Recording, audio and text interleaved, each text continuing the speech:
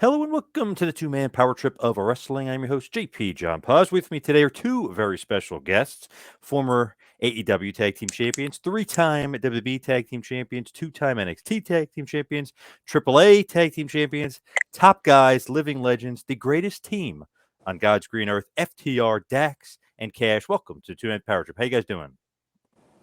Not too bad. You also forgot the first ever number one ranked tag team in PW history. Match of the year 2016, tag team of the year 2016. But hey, I'll let all that slide. Who's counting, you know? First, though, I got to mention this to Dax because it was the 25th anniversary last week of Bret versus Austin at WrestleMania 13. You versus CM Punk was probably my favorite match of the year, old school style. Maybe the two biggest Bret Hart fans, besides me, the two biggest Bret Hart fans going. What was that like with that match? Because man, that was old school, good wrestling. Loved it, every bit of it. Yeah. So it was a coincidence that that match fell on the 25th anniversary in Austin, Texas. There's a lot of the magic that I don't like to give away in wrestling. I feel that sometimes a lot of wrestlers are still a little too loose lip about it because it makes it seem like it's too easy. But that match is very, very special to me for a lot of reasons behind the scenes. I'm so proud of that match and what we accomplished and what we were able to accomplish. In contrast to wrestling today, to a lot of wrestling matches today, there were 0 dives. We went to the floor once, and my thought was we're going to go to the floor. And when we do go to the floor, it's going to change the tide of the match and make it mean something. And a lot of fans and wrestlers too, I'm not just talking about blaming the fans here, but they all talk about storytelling and they call wrestling an art. And it's because those two are buzzwords. To me, it's not buzzwords. That match, again, patting myself on the back, that match was the perfect. I don't want to say perfect because that's too egotistical, but that match was storytelling. That was exactly what storytelling was supposed to be without just being a buzzword. But I appreciate the sentiment and I appreciate you saying that. And Cash, you're right there. You were at ringside. Didn't interfere, of course, because you got to keep it straight up. But what did you think? Great match. Like I told him, and I've told everybody that'll listen, basically, like it's a match that I think that people that are in wrestling that say they want to be good and they want to be great and they don't want to just be play wrestlers, and I don't think enough people understand what that means, but a lot of people nowadays play wrestler, and that match was one where neither one of those guys had to play wrestler. They felt everything they were doing. They believed in everything they were doing. They put emotion into it. They weren't just going through the motions. They weren't just going from A to B to C because it's what they had discussed. As much as I don't like going into some of the things like Dax said, right, but to just feel it and to just go out there and to have a match where you came off the top twice. One was a superplex and the diving headbutt, one miss, one connection. But the superplex, they built to it and they teased this and teased that, and it was back and forth and it meant something. And like you said, when they went to the floor, it changed the tide of the match. It meant something, and everything meant something. There was nothing they did just so they could say, oh, I got this move that I really need to get in. And you see that so often now. And I could go on and on and on, and I probably will go on a little bit longer, but you see so many people that they're given this much amount of time and they get this much in. And it makes the match bad because of it, because there's no emotion behind anything. There's no feeling behind anything. It's just trying to speed through what you have to get everything in so you can show off your tricks. And that's not what it comes down to. So I think that's a match that should be studied. It's a match that aspiring wrestlers and wrestlers that have been doing this for a long time should watch to better themselves, because I know that I've watched it a couple times now, more than I'd like to admit. And every time I see something that I'm like, man, how do they do it that good? I wish I want to do that. Why couldn't I think of this? So yeah, it's something that no matter what skill level you are, even if you're not even in the business, if you're just a fan and you appreciate the art of wrestling, because that's what art of wrestling is, not my gymnastics routine is art. So that's what it should be, and that's what should be studied. So just like that 25-year class that we just celebrated, I think hopefully this match should be living on up there in 25 years. And to put a bow on it, I Absolutely. appreciate all the kind words that my best friend said about me. But to put a bow on it, that night, we're a big stickler for this. We made the people feel. They didn't feel for our moves. They didn't have an emotional attachment to our moves, emotional attachment to the two wrestlers that were trying to win a match. That's all. And that's what wrestling should be. Let's focus in on upcoming match against the Briscoe Brothers, of course, ROH, Ring of Honor. They're going to have their Supercard of Honor Friday, and it's going to be April 1st, really. It's going to be a huge, huge show. Dax, I guess we'll start with you. Briscoe Brothers, man, I've been following their career since 2002. I mean, I've known these guys 20 years. They're one of the best tag teams in the world since that, inception, really, 20 years ago. What are your thoughts with this dream match? I know people throw that around, dream match and whatever. I mean, essentially, it's a dream match for the fans. Yeah, and humility again aside, it is. You have the opportunity to see two tag teams who are two of the greatest tag teams, definitely of the generation, but arguably two of the greatest tag teams of all time. And you have the opportunity one time to see it for the first time, and that's in Dallas. So that should be celebrated. That should be something they should be looking forward to. I know I'm looking forward to it. Those guys have a lot of parallels and a lot of similarities to me and Cash, but also there are differences as well. We have the same mindset when it comes to matches. We have the same thought process. But they're from Delaware and we're from Carolina. We're Carolina boys, and we think we're a little tougher than they are, and they think they're tougher than we are. But ultimately, it comes down to who thinks who was the best. And I think that on a shoot, they think they're better than us. We've met them, one time before, and it was different pleasantries. But I think they really think they're better at tag team wrestling than we are. And that kind of gets me a little bit. That takes it from business to personal, back to business maybe, because, I pride myself, we both do, on being the greatest tag team and working harder than everybody else to prove that we are the best. So Ring of Honor on April the 1st, Supercard of Honor, we got a lot to prove. And winning those Ring of Honor World Tag Team Championships will cement our legacy, I think.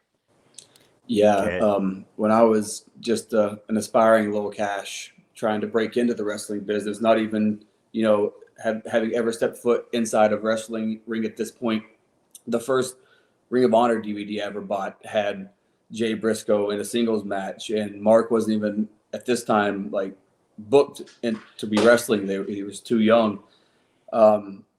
So I've literally been watching them since before I broke into wrestling. And then 2014, Dax and I got paired together in NXT after pushing forward as much as we could and planning on it for years while I was not even in NXT or signed to a contract. We would just touch base and see how things were going and say, eventually this is what we want. And then it happened. We made that work. And ever since then, we've just been trying to outwork every other team that we have heard about, that we've been employed with, that is anywhere in the world. We want to step foot in the ring with them, and we want to prove ourselves, because like he was saying in a different interview, we had a very competitive relationship with American Alpha, but it was a good competition because it brought out the best of each team, because we wanted to outwork the other team. And we bring that mentality to every match with anybody. So if they can't step up and match that mentality, they're going to get eaten alive, because we're not going to back down for anybody. We don't take our foot off the gas for anybody. We go out there and we try to break you down mentally before you ever break down physically, because you can't keep up with us. And that's Briscoe Brothers, that's 100% legitimate. We want you to break down mentally, not knowing if you can even take another step before you even have to worry about taking another step. But when it comes to the Briscoe Brothers, I've legitimately watched them since before I stepped foot in a wrestling ring. And now Dax and I, we have taken over tag team wrestling, and we have done things that no other team has ever accomplished. And we've wrestled teams across the board, from Rock and Roll Express to Top Flight, guys that every era, every team that's ever been considered something that's still possible for us to step foot in the ring with, we want to. And the top of that list for us right now is the Briscoe Brothers, and it's something we've pushed for a long time, and we didn't think was going to be able to happen in the foreseeable future. And it's happening, Friday, April 1st in Dallas at Supercard of Honor, and it's for the Ring of Honor Tag Team titles, some titles that Dax and I have always wanted to hold, and that's going to be the first team ever to hold the titles that we've held for the largest companies, and that's something that means just as much to us. It'd be amazing to put on the resume too, right? Yeah, Ring of Honor tag champs as well. It's funny, you guys talking about like you want to be the best tag team ever. You're up there right now, obviously. Probably An the best tag unmatched team wrestling. resume. Think about this. I was talking to Arn, my buddy Arn Anderson. I asked him, I said, what do you think of FTR? And he said, they're like me and Tully, but they're actually better. I was shocked that he said that just because I love Arn and Tully. Don't tell the fans that, because they'll believe that they'll kill you. But he did. He said, he goes, they're better than us. But Dax, why do you think Arn would say that? What do you think Arn's come from? Maybe Arn's making a play for your manager, maybe. No, I don't think so. Arn has no reason to want to manage us or put us over. I mean, Arn was telling us that when we were not on TV for WWE and only doing live events and having live event matches, and we would come back and Arn was producing main events for pay-per-views and would still tell us things like that, because he's just the best you could think of. He's the enforcer, Arn Anderson. There's no reason for him to have to blow smoke for anybody. But I think he says that because he sees our work ethic and also our longevity. 8 years is a long time in professional wrestling. Him and Tully were only a tag team for a handful of years, maybe 2. And so I think that he sees that. And if him and Tully maybe were together for 8 years to a decade, maybe there would be a closer comparison. And the comparison is close. But I think the reason that he thinks we're the greatest is because of our longevity, the resume of matches we have, the resume of championships we've had, the resume of talent we've worked with. Like Cash was saying earlier, we're the only team to work with the New Day, Usos, Hardy Boys, DIY, American Alpha, Young Bucks, SCU, Proud and Powerful, and Rock and Roll Express, all Hardy Boys. Till this Friday night, the Briscoe Brothers. There's no other team that can say they worked with and they wrestled the caliber of tag teams that we have, and we beat them all. We beat them all, and we've held championships in every single company. So, it kind of fires me up a little bit that the Briscoes again think they're better than us, and I think it upsets them maybe that they've been eclipsed. Cash was saying he'd watched them his whole, when he was younger before he got in wrestling, and they were at one time considered the greatest tag team. Now we've eclipsed them. And if Arn Anderson, possibly the greatest tag team wrestler of all time, says FTR is the best, I don't know how you can argue with him. Not arguing with him. Cash, though, obviously Tully's out of the picture. Arn's buddies, Horseman member, former tag partner, talking about them being one of the greatest tag teams ever. You guys fired him. What was the reason there? Why is Tully gone? Why is my buddy Tully gone from the team? It's like I said to Tony Schiavone, like if you lose focus, you lose your job at this point. We need something that's going to make sure that we are at the top. And since we've lost the AEW World Tag Team titles, that's the top, and we're not there right now. So when Tully came in, he was laser focused, and he gave us this edge, and he gave us these ideas, and he had this knowledge that was untapped, and it got us over the hump. We won the AEW Tag Team titles thanks to Tully. But I feel like when we didn't immediately get that rematch and we weren't champions for over a year, like he goes where the gold is. And I don't think that's, Dax and I, we're family. We say, he's my brother. We don't have to be related to be family, and so if you're not part of the family, if you're not looking out for the well-being of each other, then it's about more than money than to us. That's something we've always kind of said. Like, it's not about the money. It's about the legacy. It's about the people that you meet along the way. And I never would have, imagined the friendship that we have now and the things that we've accomplished after all these years. And I'm not going to risk that for anybody, no matter how much I look up to you, no matter how much I respect you. If you put that at risk, there's nowhere for you.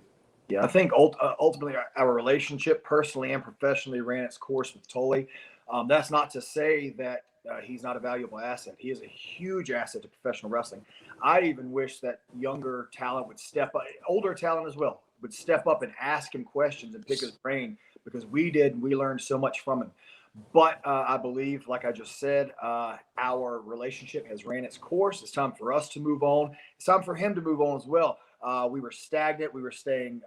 We were just flatlining. And I never, ever, ever want us to flatline. That's why we left WWE, because we were flatlining, and we would have stayed right there. Tag team wrestling has flatlined there as well, and we wanted to go up.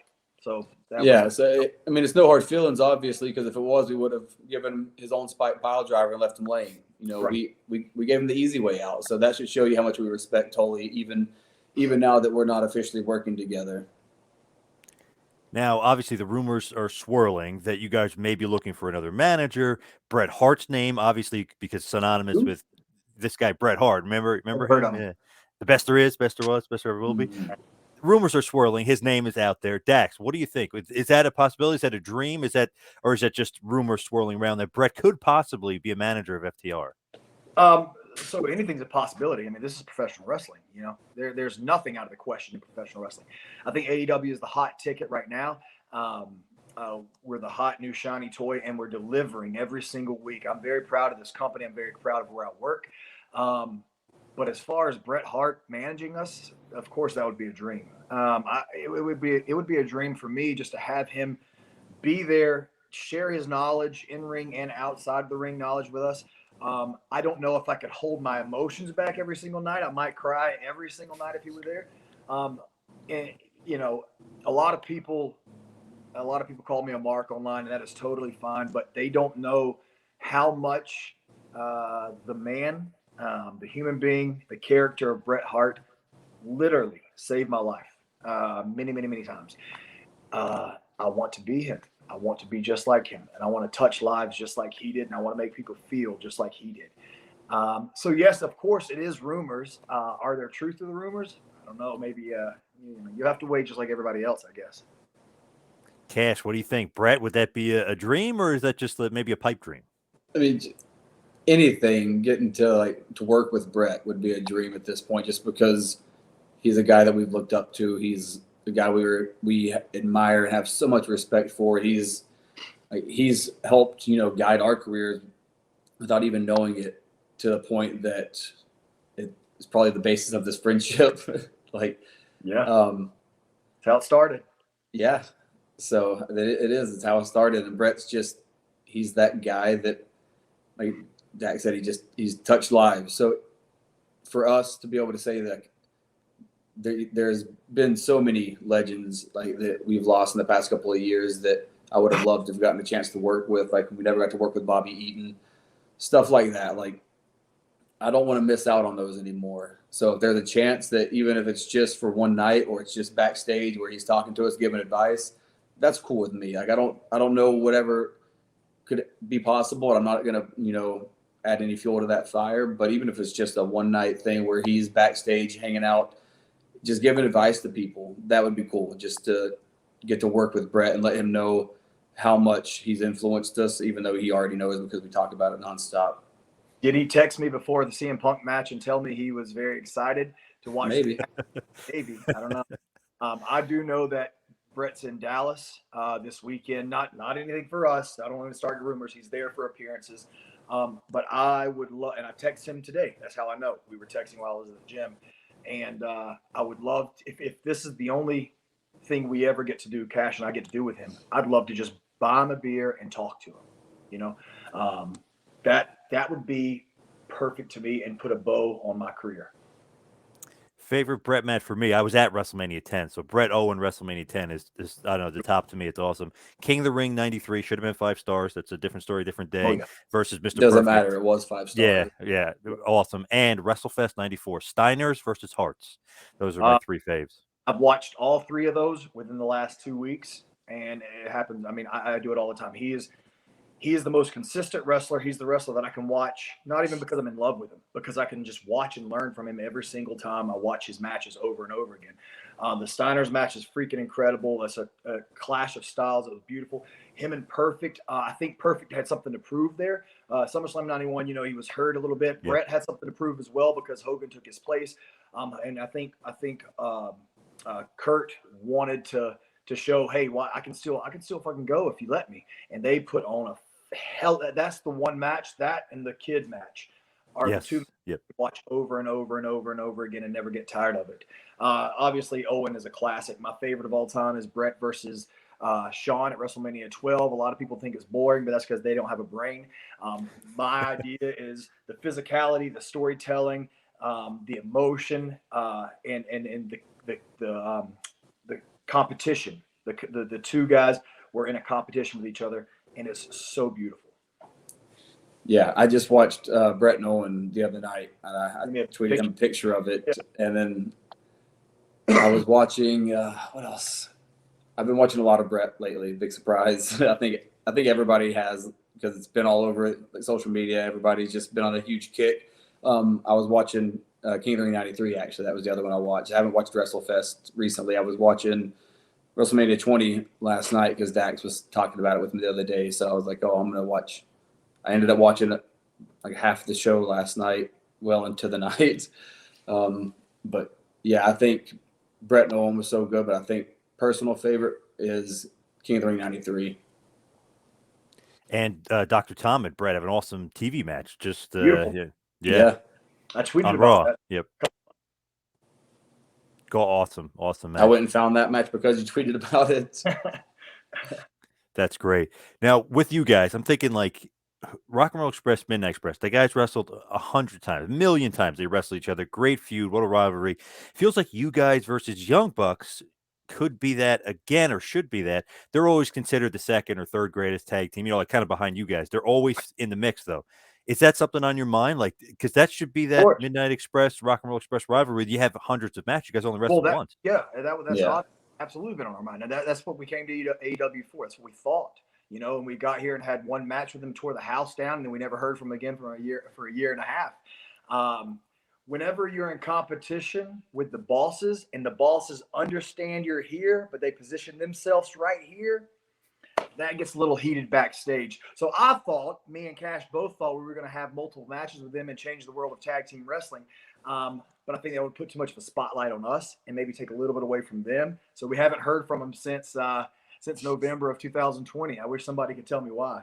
Yeah, when you have guys like Arn and Edge and Randy Orton and CM Punk and Sting and all these guys that tell you you're the best, then your bosses have to overcompensate just a little bit. So they might avoid you for roughly 18 months, 19 months and counting, just because they know that we won't make the same mistakes twice and that the fluke won't happen again.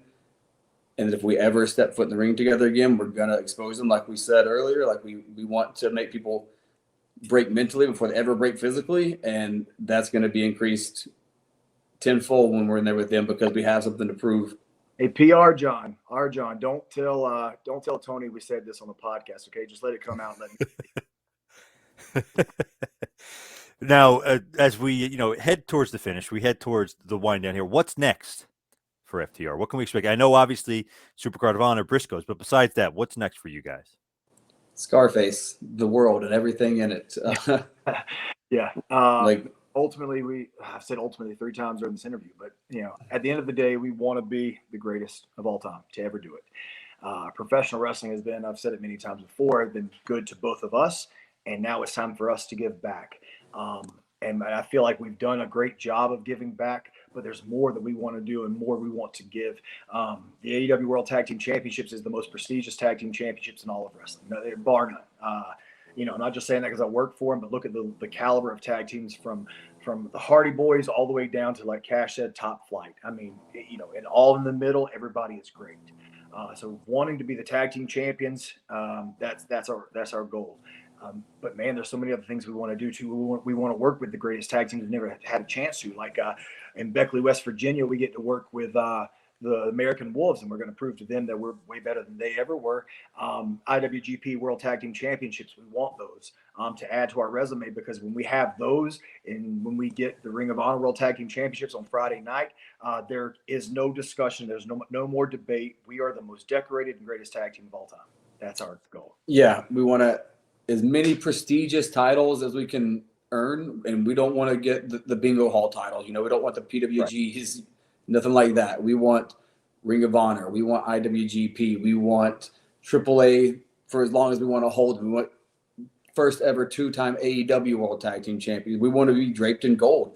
Like we say it every interview, every tweet, whatever we put out there. It's always that we're living legends, that we're chasing our legacy, we're building our legacy, and like that's kind of what I've labeled us now as legacy chasers. Like we're out here, like we want to give back to wrestling, yes, but we're not ready to pass the torch either. So we want to work with the legends. We want to work with the young up and coming tag teams and help make tag team wrestling better, wrestling in general better. But make no mistake, I'm only 34. We can wrestle as long as we feel like it. It's just how long do we feel like it?